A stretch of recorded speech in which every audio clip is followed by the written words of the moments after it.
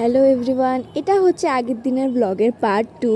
খুবই বাজে একটা বাস জার্নি করে এখন আমি যাচ্ছি আমার ফ্রেন্ডের ঘরে। শরীরটাও খুব খারাপ করে ফেলেছিল, মাথাটা এত যন্ত্রণা করছিল।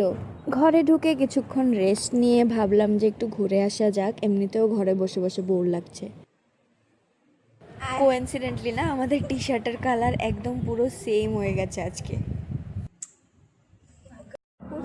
তারপর আমরা চলে গিয়েছিলাম ম্যাক্সের সামনে, একটু চা খাবো আর সাথে আড্ডা দেবো বসে। আরেকবারও এখানে খেয়েছিলাম, চাটা বেশ ভালোই হয়।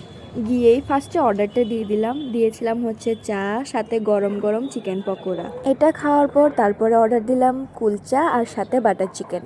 খেয়ে একটু ম্যাক্সে গিয়েছিলাম, কিছু কালেকশন দেখলাম।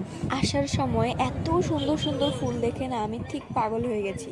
নিজেকে আর কন্ট্রোল না করতে পেরে একটা ফুল কিনে নিলাম। ফার্স্টে আমি একটা রেড রোজ নিয়েছিলাম, তারপর স্নেহাও নিয়ে নিল। তারপর ঘরে গিয়ে সোজা ঘুম দিয়েছিলাম। তো আজকের ব্লগটা এখানেই শেষ করছি।